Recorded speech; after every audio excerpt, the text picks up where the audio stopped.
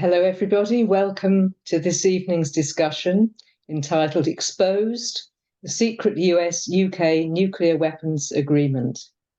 This meeting is co-hosted by the Campaign for Nuclear Disarmament and by Declassified UK.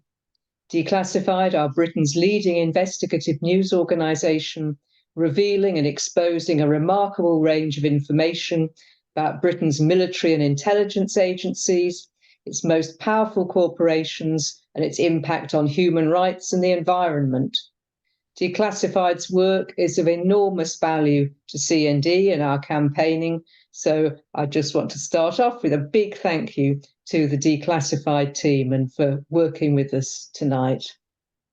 This evening, we're going to shine the spotlight on Britain's nuclear relationship with the US and the secret agreement that underpins it.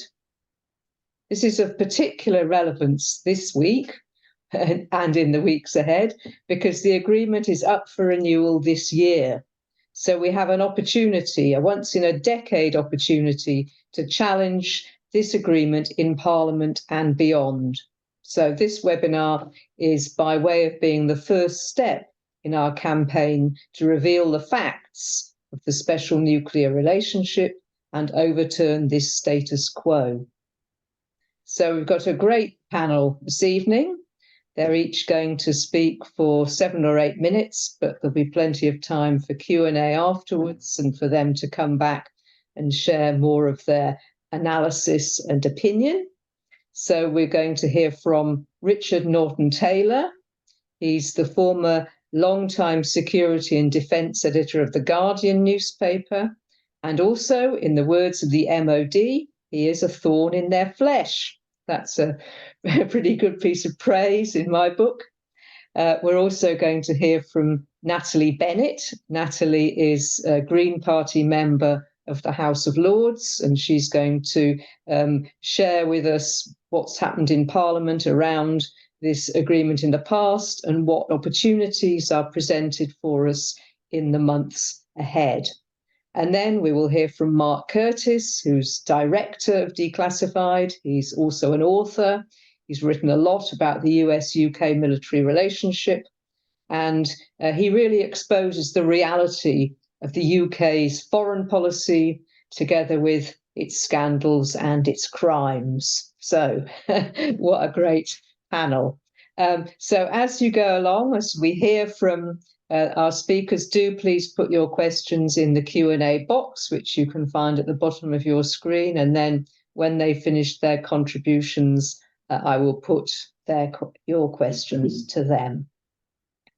So without further ado, Richard, I turn to you. Thank you.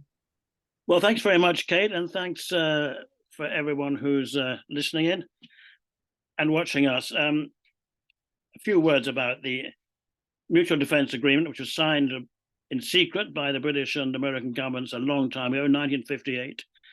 But it's the core, the MDA, the Mutual Defence Agreement, is the core of the special relationship between Britain and the US, the so-called special relationship.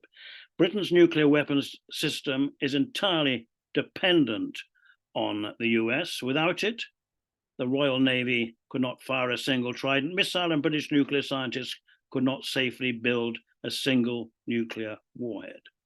It gives the lie to claims that Britain has an independent nuclear deterrent.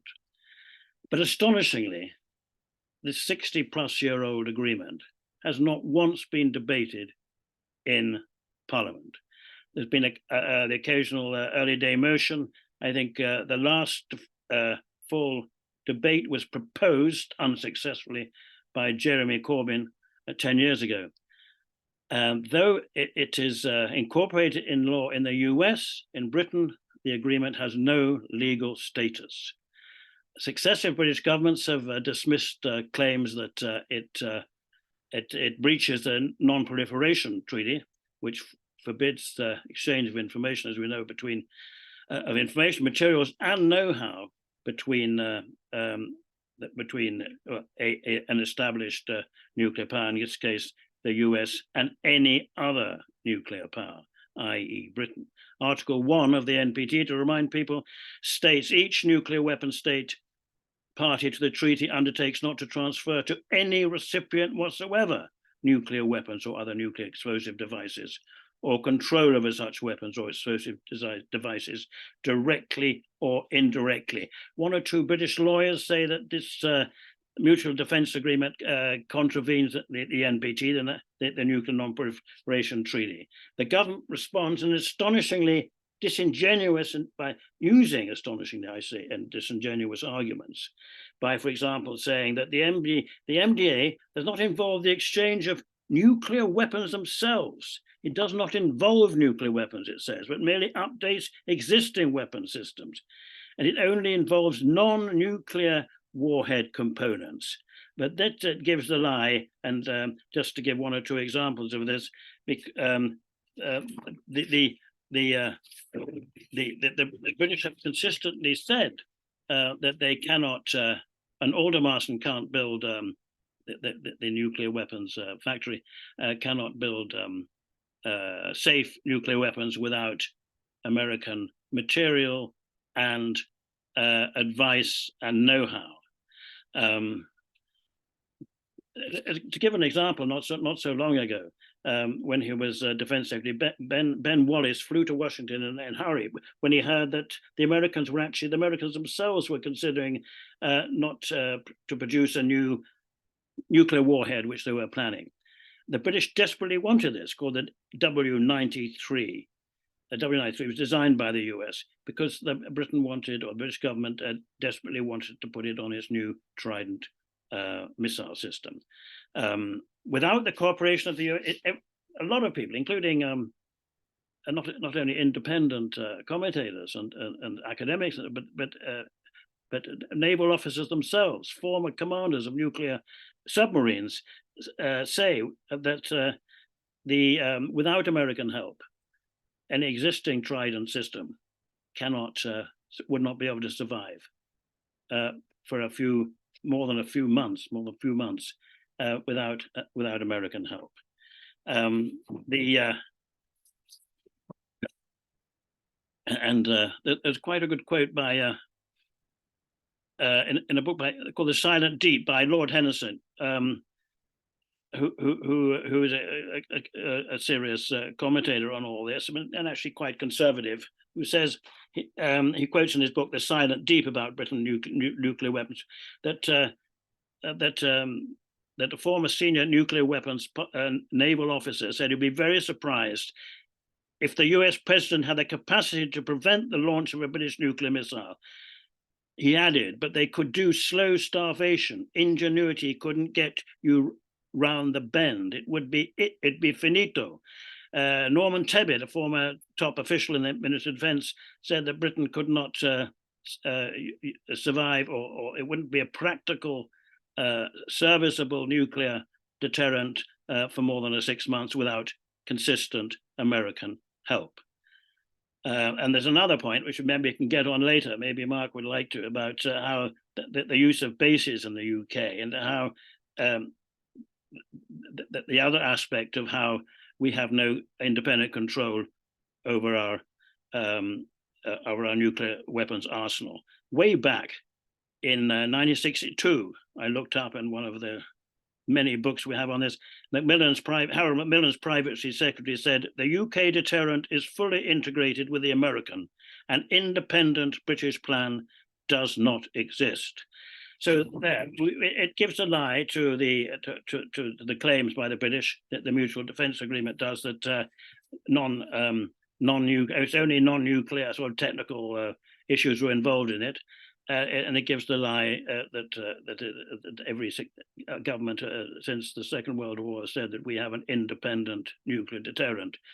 You can argue whether it's a deterrent or not. It certainly is not independent. Okay, we can come back to any question. I'll try and answer any questions, but meanwhile, that is my sort of introduction to this very important subject. Thanks very much, Richard. That's great. Now we're turning to Natalie Bennett. Over to you. Well, thanks very much. And thanks very much, Richard, for that very informative introduction. I feel like it's a bit of a Guardian reunion, since I used to be editor of the Guardian Weekly, the international edition of the Guardian. So there's connections there. I thought there's sort of three main points I'd make in the time available, and of course we can discuss anything. But looking at where we are in Parliament at the moment on nuclear issues, the obvious area in which debate is most happening has actually been around the AUKUS scheme, which is the scheme to bring in nuclear-powered submarines for Australia. And I think this is interesting because it helps to see where everyone's positioned in this framework. And I've been there in the House of Lords, and of course that's my perspective. But I don't think you'll see anything very different in the Commons. There is, except for the Greens, there is very strong joined up support from the three largest parties in terms of supporting the AUKUS scheme to give Australia nuclear powered submarines.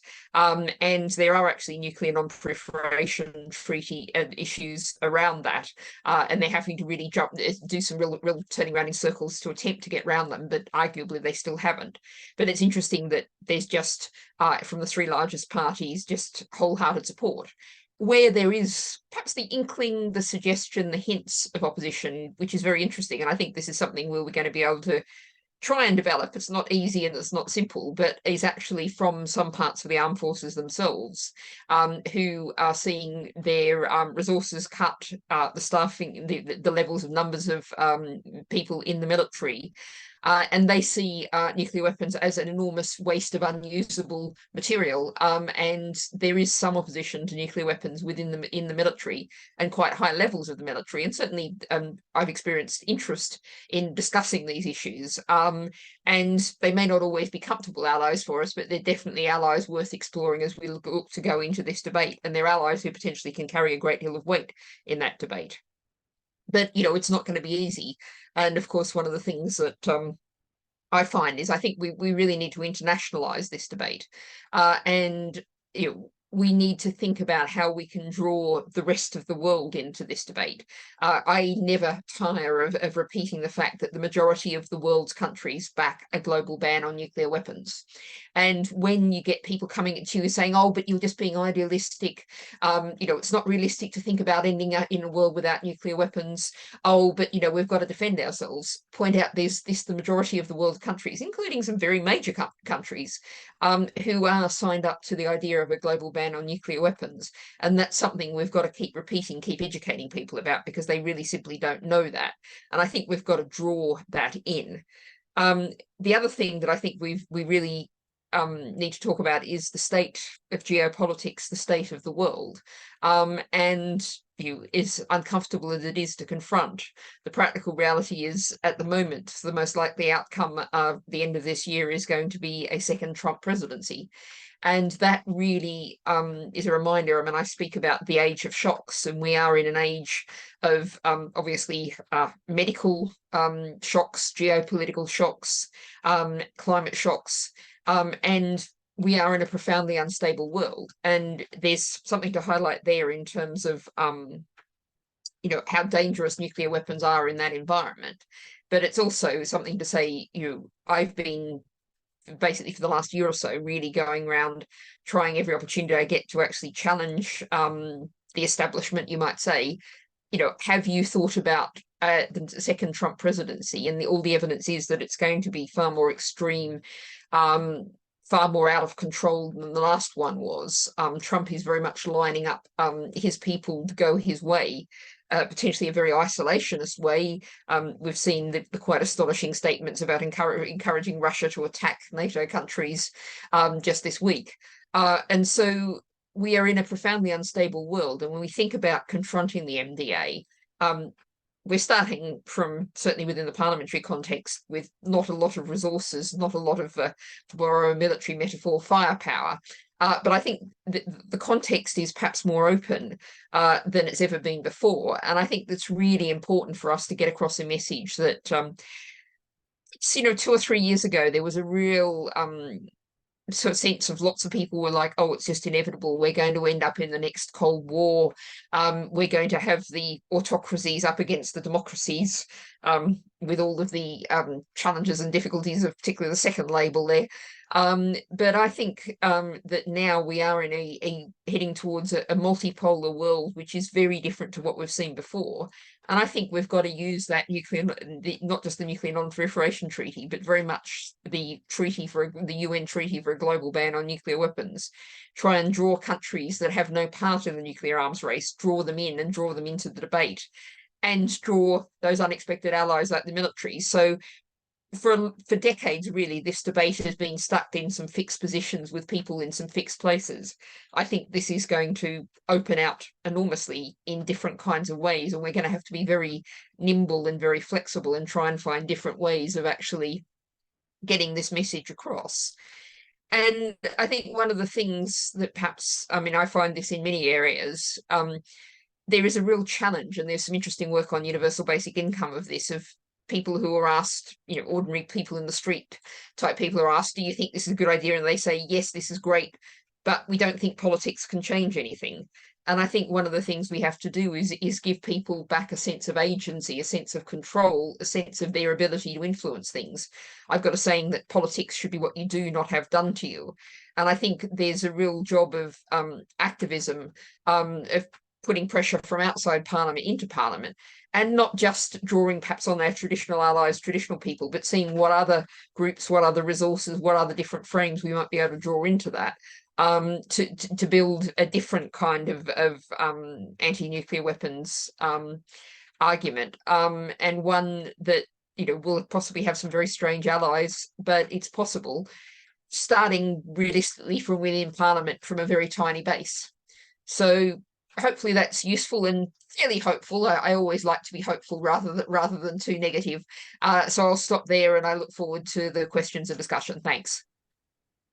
Thanks a lot, Natalie. And I particularly like your point about internationalising the debate. And we'll come up to it later on when we have the Q&A, but someone's put something in the Q&A box speaking from the United States, you know, about what they can do over there about it. So I think that's a very important point. And just if people are particularly interested in the parliamentary process, just one thing I recall from last time this was going on, because it's an agreement that needs to be ratified. Any treaty has to be ratified. It goes on the table, so to speak, in the House of Commons. And there's this thing called the Ponsonby rule, which means that for 21 days, that treaty is there, waiting to be formally ratified. And that text can go to relevant select committees, so Defence, Foreign Affairs Committee, and so on. And the rule is that any requests for debates on it should be considered favourably. So I think if we and you, Natalie, in Parliament, you know, build up a head of steam demanding a debate, then surely they can't turn that down. And there is that scope there for select committees debating and discussing it as well. So a very different topic, but I mean, I have at the moment down a fatal motion, which is kind of not the sort of thing one's supposed to do, but I'm just doing it anyway, on physicians' assistants and anaesthetist assistants. So, you know, there's lots of mechanisms there that can be used, and, you know, I will certainly come under some pressure not to use them, but, you know, I have something of a track record there. Yeah, exactly. So we look forward to working with you to really try and, you know, get our oar in there, and you know, really raising the roof on this. Brilliant. Okay. So get your questions ready for Natalie for later. And then our third speaker is Mark Curtis. Mark, over to you. Thanks a lot, Kate. It's really nice to be here and to speak to people. Thanks for inviting me. And I would begin by urging people to read Kate's article on the Declassified website today, which is a run-through of what the Mutual Defence Agreement is and why it's so important. This is something which Declassified will be working on with CND over this year. As we are on the broader US-UK military relationship, And actually, it was about that I wanted to mainly focus on in the few minutes that I wanted to talk to you about tonight, because this MDA, the Mutual Defence Agreement, is clearly a part of this broader relationship. Like Richard was saying, the MDA is kind of the core of the special relationship. But this relationship is surrounded in secrecy. It's kind of a taboo subject almost in the UK to even question that the extent of the British special relationship with the US. When anyone does that, they're almost accused of being an agent of a foreign power. You know, that we should have this sort of intense and deeply close and dependent relationship on the US. There's minimal parliamentary scrutiny over key aspects of that military relationship, and actually minimal media scrutiny as well over much of it. And that's why I feel that we have to do what we can to inform people of what's going on, because often the system, the formal system, doesn't do that. And actually, I mean, the issue of British-American military collaboration more generally in that special relationship is absolutely central to what's going on in Gaza. And I just wanted to briefly mention that, actually, because we've been doing a lot of work at Declassified on how the Israelis and the US are using American bases in England to move weapons to Israel. We've discovered recently that Israeli military aircraft have landed in a variety of places in the UK, including the US airbase at Mildenhall in Suffolk. It's massive US airbase. And it's from there that the Israelis have been flying from Mildenhall to one of their biggest air bases in Israel, Nevatim. And it's part of this sort of transatlantic movement that we've been able to track between the Israeli Air Force picking up equipment in the US, coming via the UK, and then dropping off weapons in Israel. That seems to be what is happening. So this issue of this special relationship is a very live one in the context of the current crisis in Gaza. Britain to the US has offered itself up as what George Orwell called Airstrip 1, or the unsinkable aircraft carrier, as Duncan Campbell put it in his brilliant book, actually, from 1984. Duncan Campbell is investigative journalist, actually exposed all of the secret US bases in Britain at that time in the 1980s, and showed that the range of American military infrastructure in the UK was far greater than most people understood. It's kind of the same now. You know that US military personnel have access to 11 what are called RAF bases. So that's around 12,000 American military personnel are at these RAF bases. Now, they're not RAF bases, they're US Air Force bases, and they're called RAF bases to pull the wool over the public's eye. So the MOD can claim that they're not American Air Force bases, but they are operationally run by the US Air Force. So it'd be a downside more honest for the MOD to say that there are all these US Air Force bases around the country. We are hosting the third highest level of US Air Force personnel of any country in the world. And in fact, there are more active duty US Air Force personnel in Britain than in 40 of the US's own states. So we are an unsinkable aircraft carrier for the US. And of course, it's from Britain that the US have flown numerous bombing missions over the years, over the decades, recently to Afghanistan and Iraq and Libya, using air bases in Britain. What's also noticeable is that, and important, is that this US military presence, which is already very large, is being increased.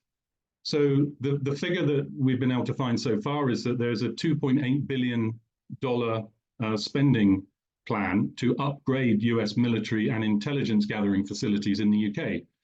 And that includes extending the US Air Force base at Lakenheath in Suffolk, which is something that CND have done a lot of work on, because that is where we think that the US is about to deploy new nuclear weapons. And that of course, is another huge issue which we need to be monitoring very closely.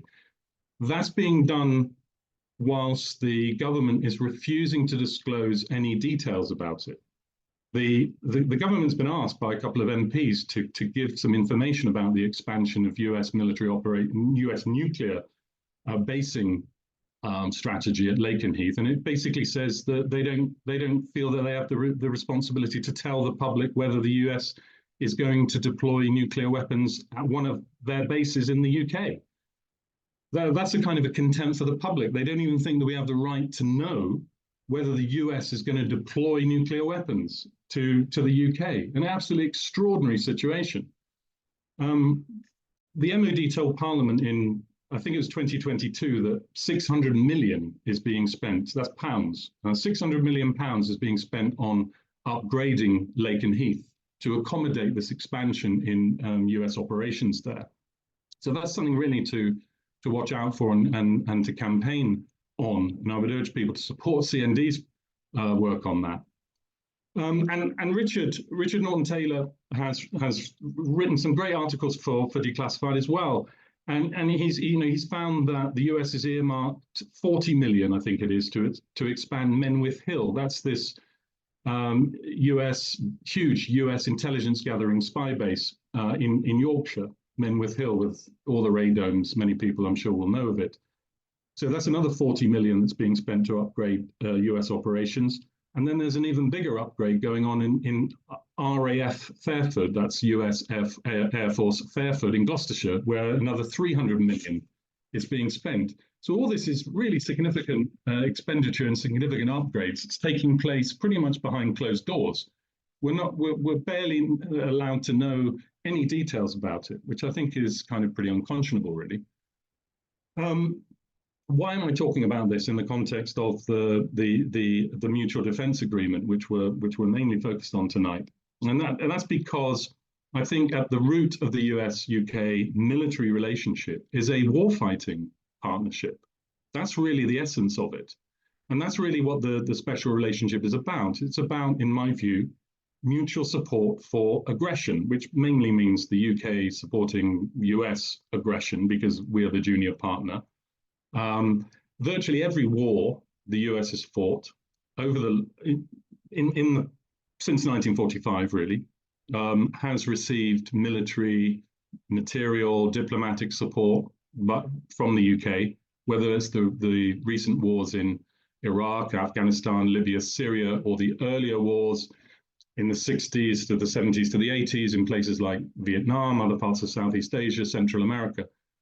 The UK is always there, often offering covert British forces, sometimes diplomatic support, strong diplomatic support, to support these US wars.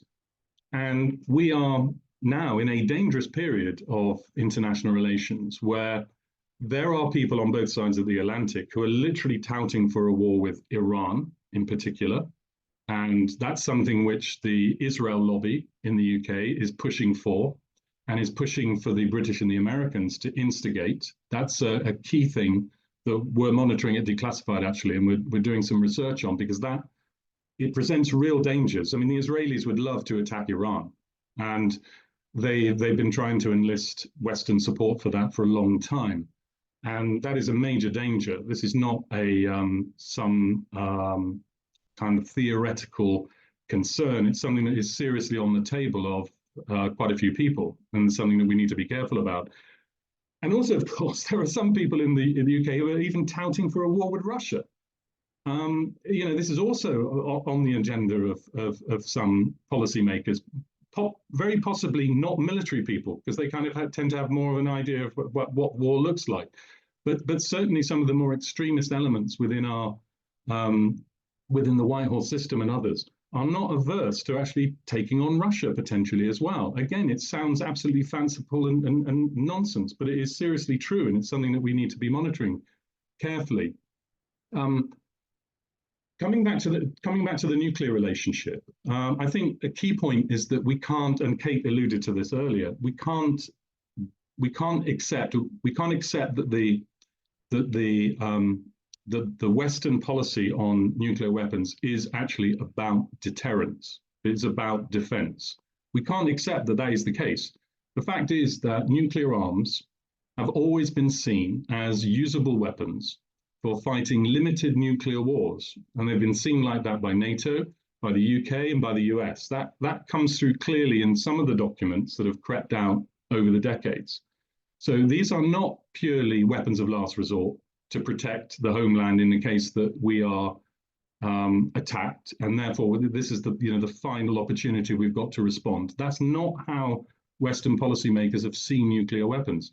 They've seen them as usable, and also they've seen them as potential attack weapons. NATO doctrine does not rule out the first use of nuclear weapons.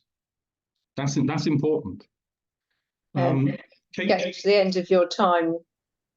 Can I finish just with one final point? And it's actually just to mention a great article that you wrote for us, Kate, a year or so ago about the British government's nuclear strategy, which is where the UK is increasing its nuclear warheads, and it has now identified non-nuclear weapon states as being potentially the targets of British nuclear weapons doctrine.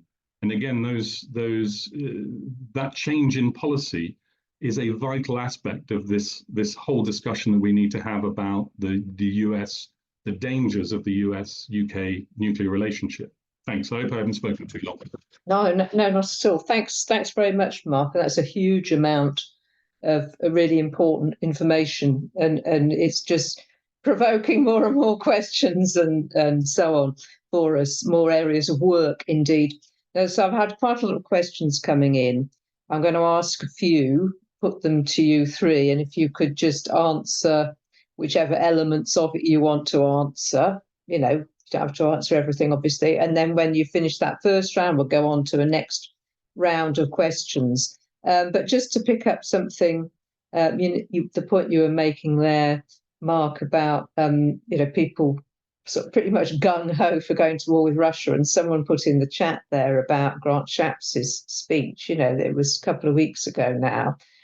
His first speech as Defence Secretary. He seems to have zero experience in the Defence sector himself, actually. But he said, we're not in a post-war world anymore.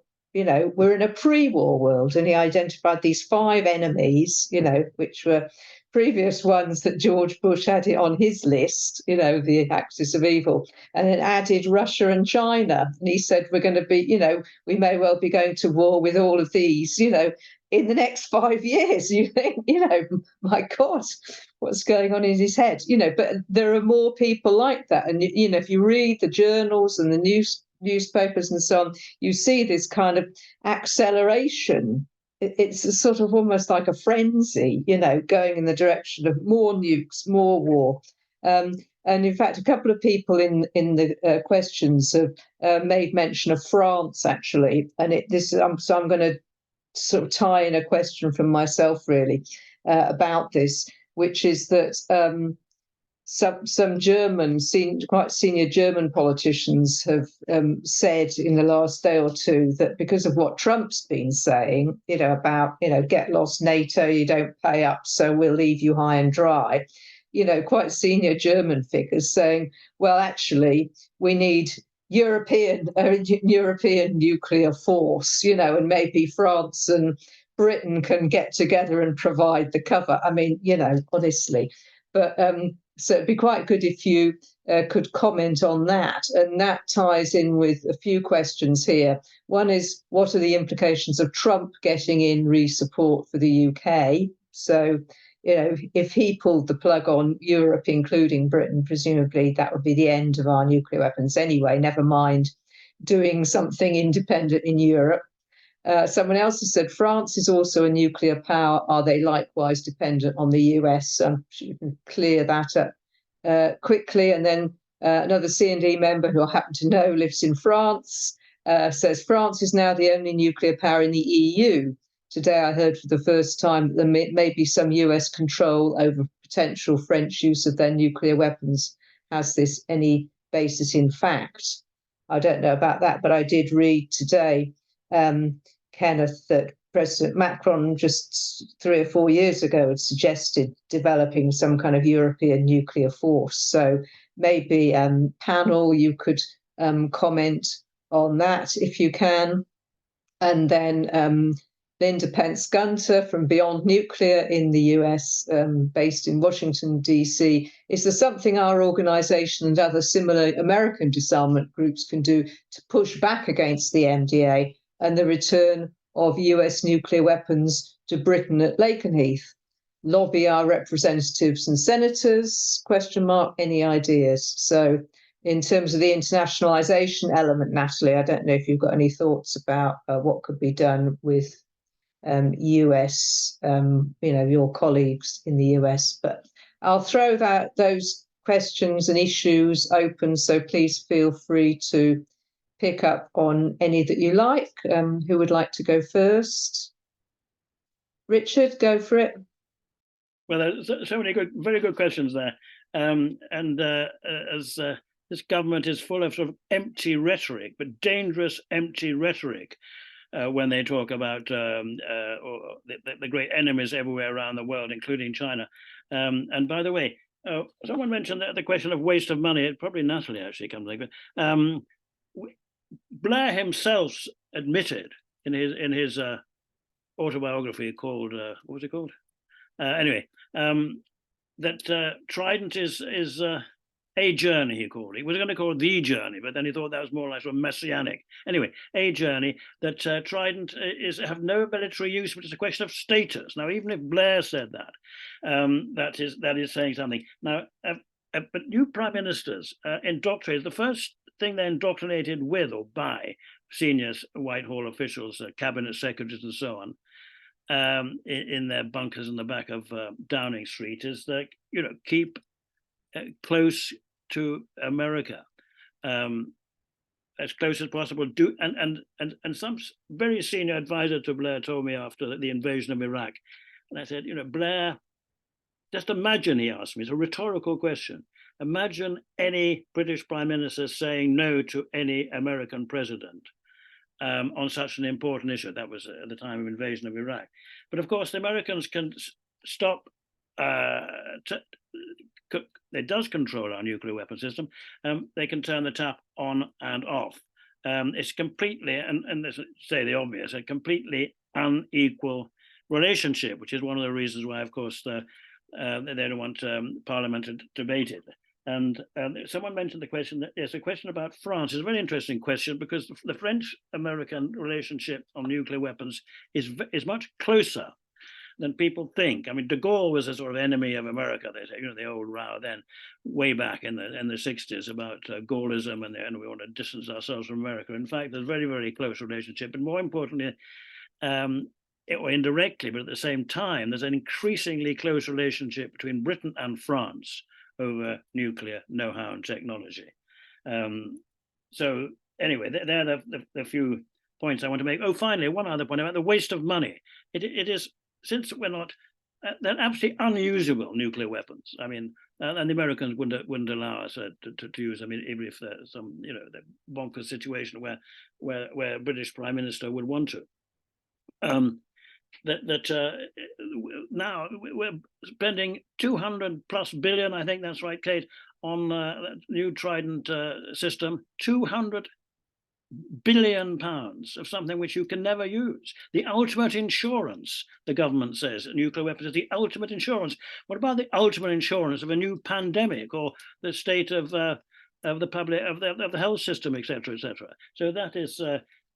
Meanwhile, yes, and you spend not only all this money on nuclear weapons, which you waste, completely unusable. The most usable things now seem to be rather cheap drones, and also cyber warfare, of course, too, which the government and the Ministry of Defence has ignored for so long.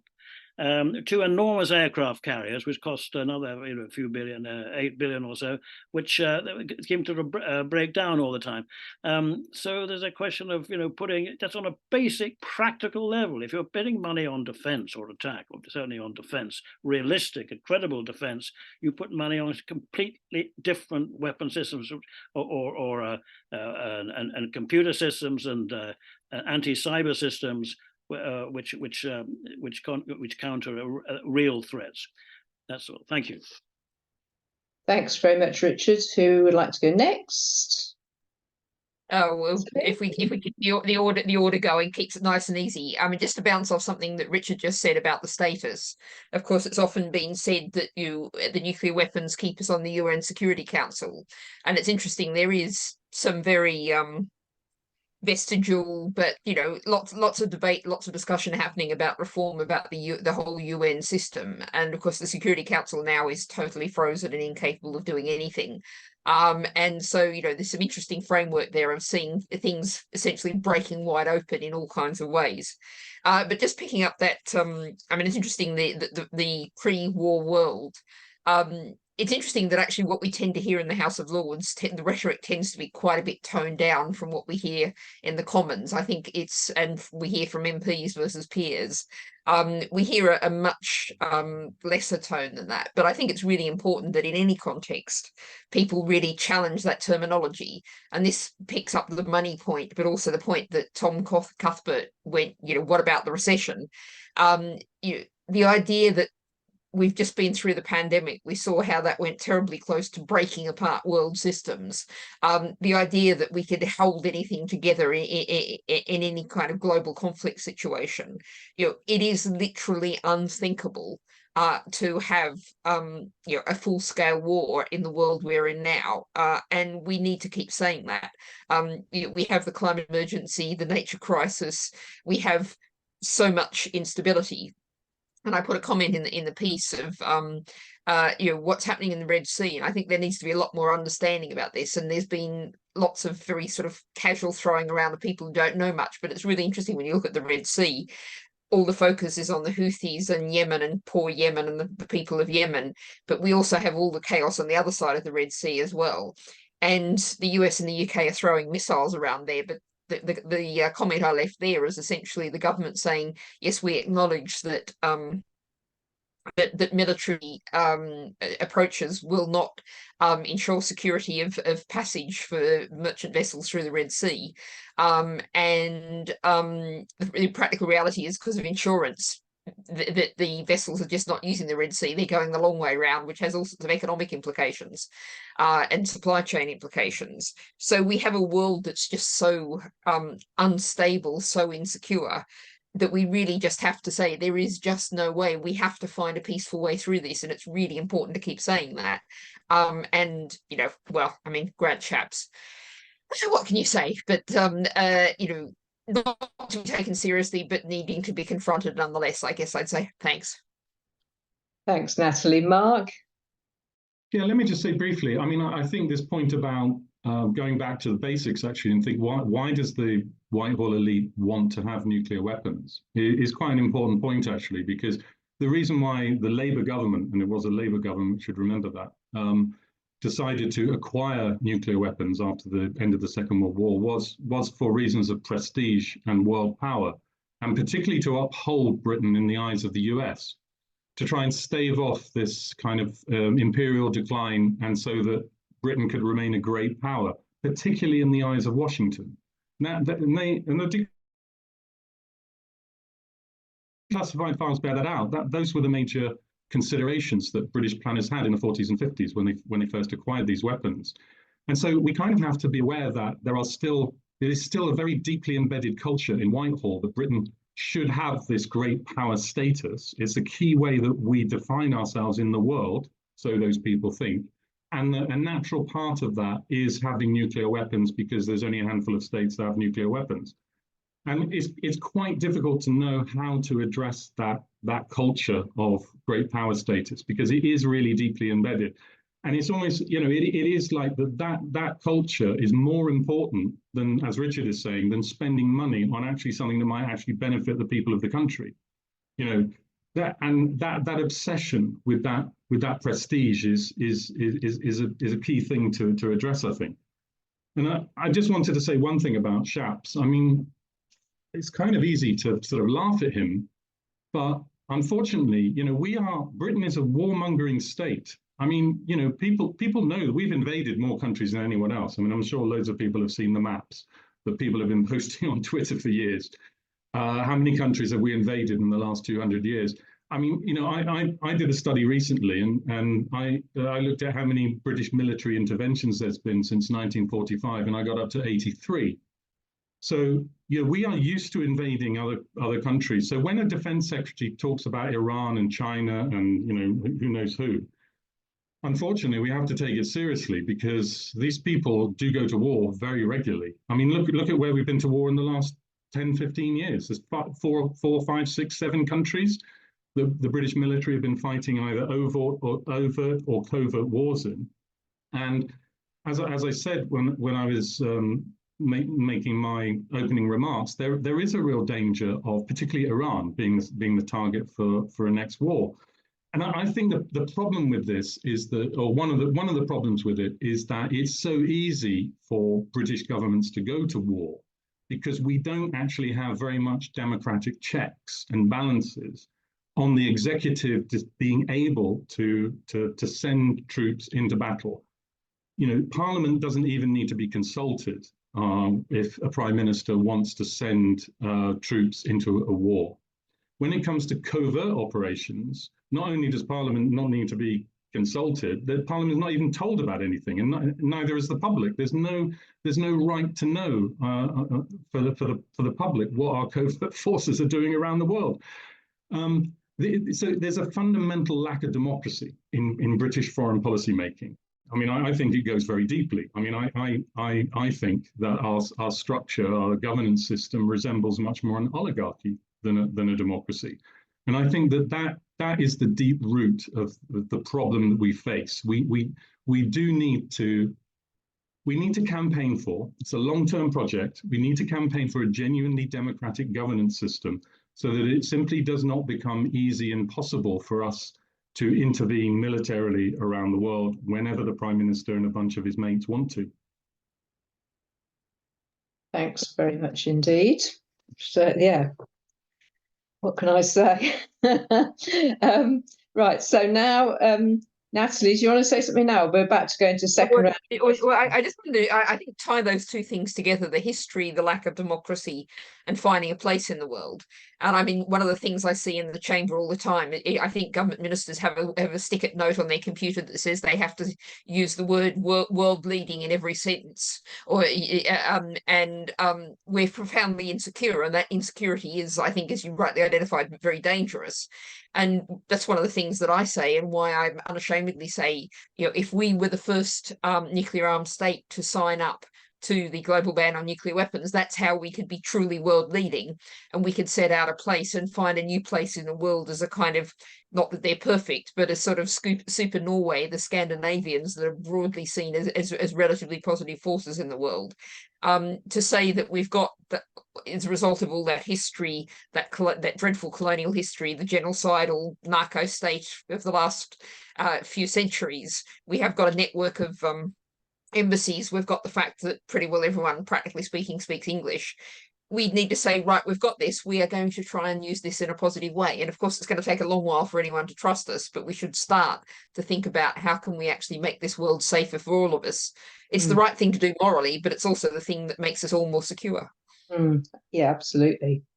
Right, now we're going to go into our second round of questions, which fortuitously sort of somewhat clump around kind of what can we do about it type questions. Okay.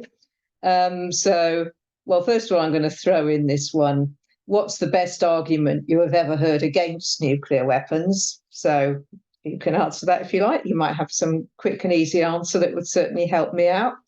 Then we've got, how can we get the military people who disagree with nuclear weapons to speak out? What do we ask our MPs to do on our behalf with regard to the MDA? Then I'm interested in the role of Parliament. Could the House of Commons Defence Select Committee not call for a review and ask for accountability? Possibly technically they could, but maybe Natalie can enlighten us. Then, given the long history in the UK of direct action against nuclear weapons, do any of you think it still provides a means to effect change of UK nuclear weapons policy? Could we lobby non-UK countries to question the MDA at the next NPT conference?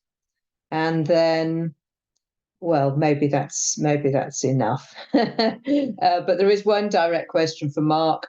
What do you mean by non-nuclear weapons countries being identified as targets? What does that mean?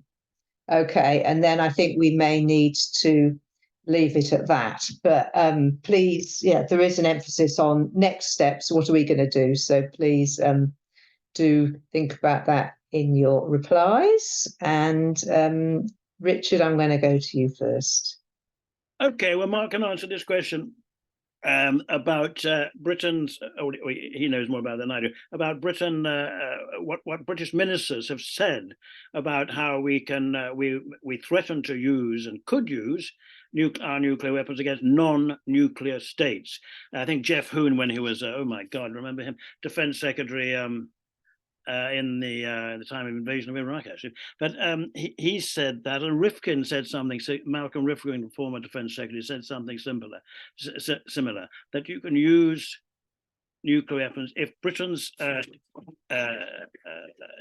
extreme circumstances of self-defence, I think was a rather sort of woolly phrase, Britain reserved the right to use a nuclear weapon against a non-nuclear state, using biological or chemical weapons, for example, and with increasing technology, which can produce so-called low-yield nuclear weapons, which is also a dangerous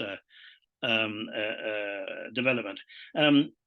Just very quickly, old former military speak out. Well, they speak out. They don't want to speak out on the record, alas, although one or two have come close to it, even former sort of generals and admirals and so on, because they get sort of rubbished by their colleagues, by their peers, even when they have resigned. And the other best arguments against nuclear weapons is they're useless. They are useless. They're astonishing, corrupt, immoral waste of money. As even Tony Blair admitted, and 2 pages of his biography, as I mentioned before. So that's the best argument against nuclear weapons: how to get more and more people to understand that and march against it and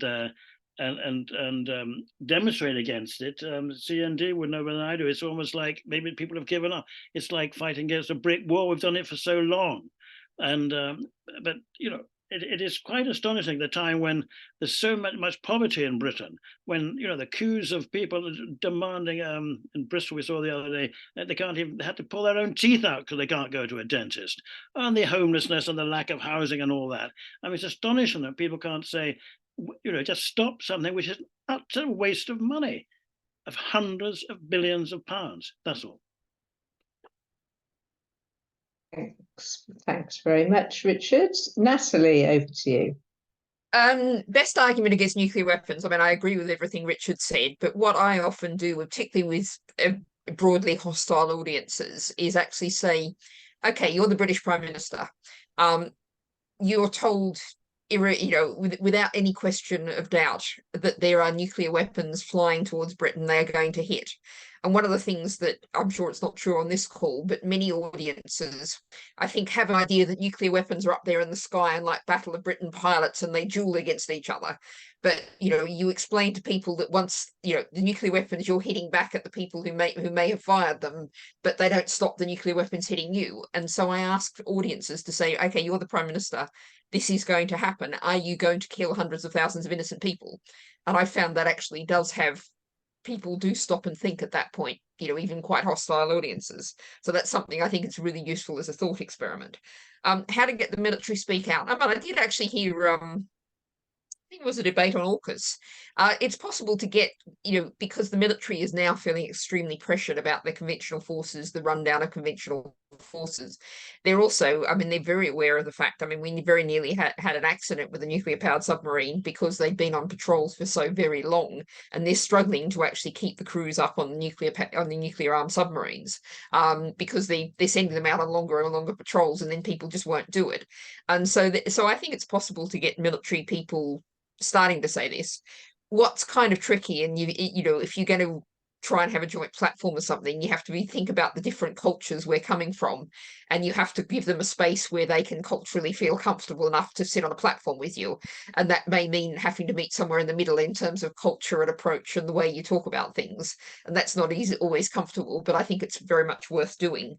And in terms of direct action, I am always of a view of on any political issue, that there's many different ways of addressing it, and you essentially need all of the wings from someone there in Parliament putting down written questions that you're going to get some sort of nothing or bullshit or dead bat answer to, right through to people taking non-violent direct action. So yes, it is worth doing. It's part of a spectrum of action. And I think, I mean, I took crocheting again a few years back. There was a pink scarf was wrapped around Aldermaston, and I hadn't crocheted for like 20 years, and I crocheted my bit of pink scarf to go in that. And so I think, you know, one of the things that's worth thinking about is that kind of you know, involving something that's quite soft that lots of people will feel comfortable with. There's, you know, there's the chaining yourselves in front of lorries thing, which is not going to be, it's not suitable for everyone for all kinds of reasons. If you've got uncertain immigration status, I'm going to tell you not to do it.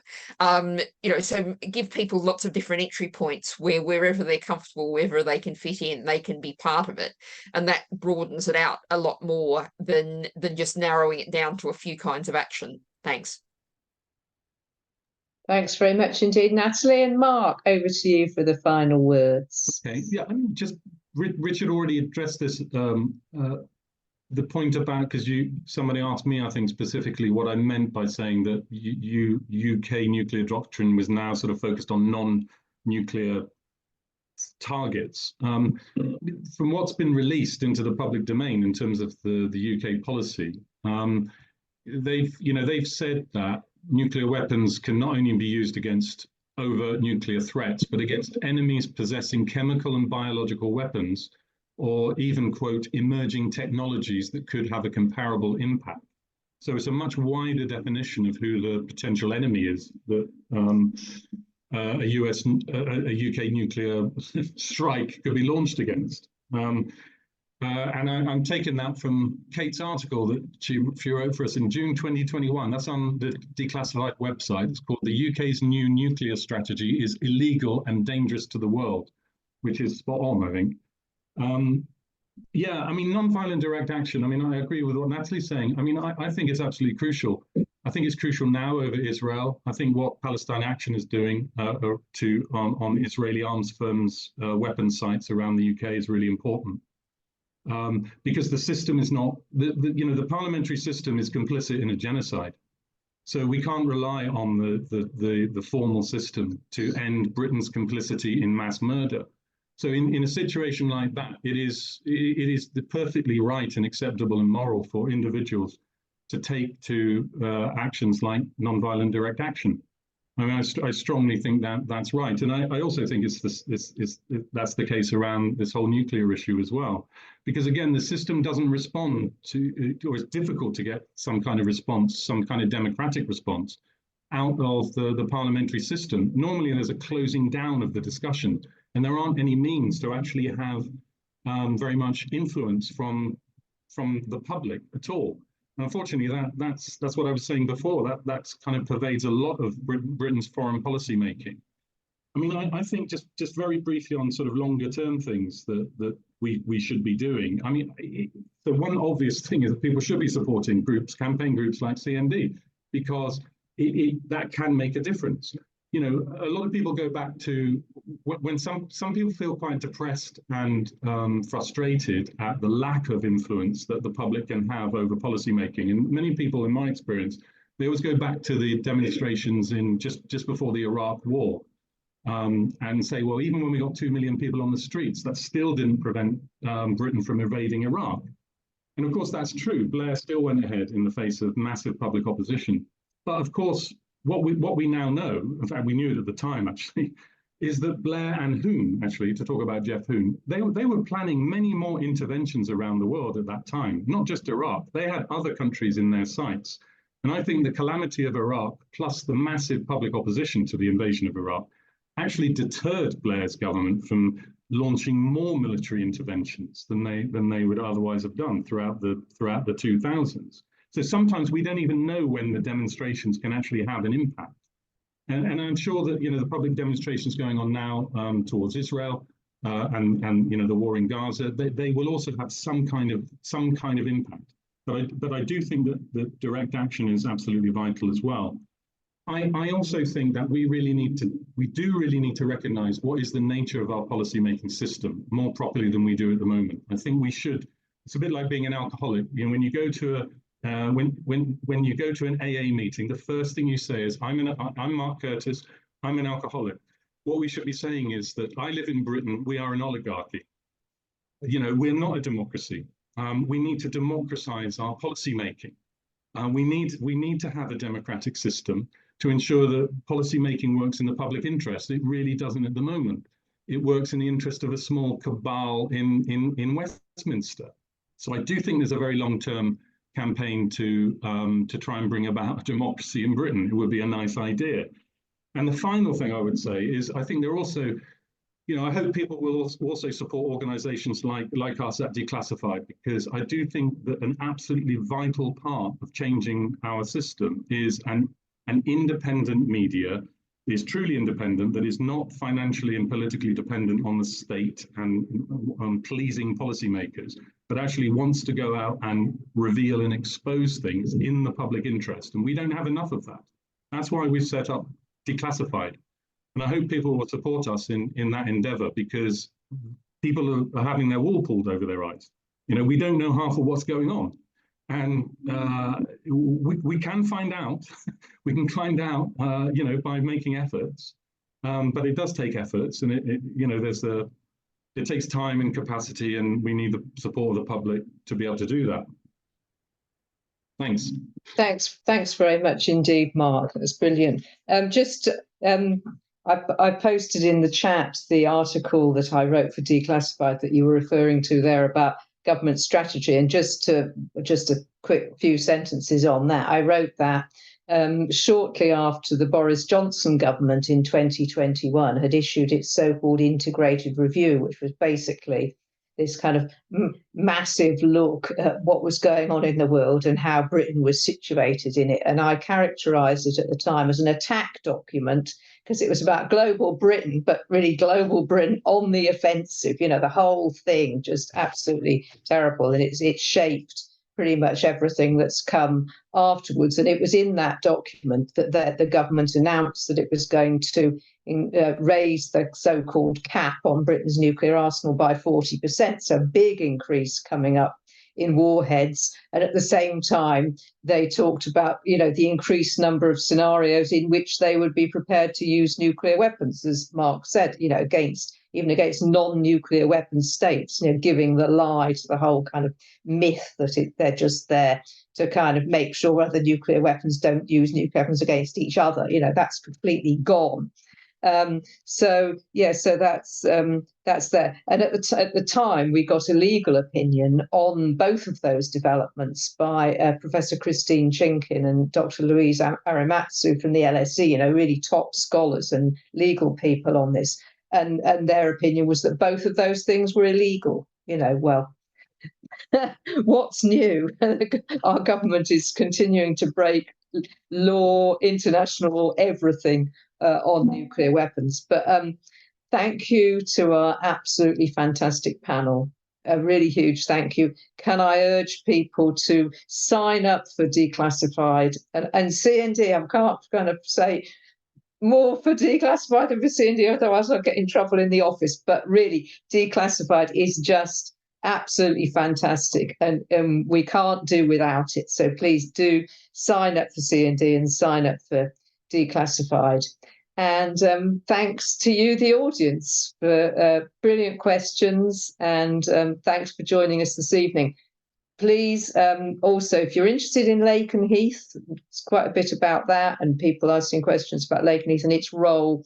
We have got a webinar about the role of Lakenheath in the US war drive, you know, the kind of widening US war scenario. So we'll put information about that webinar in the follow-up email that we send out in the next few days, giving you the link to this, the recording of this meeting. So thanks very much, everyone. Have a lovely evening and hope to see you soon. Bye-bye.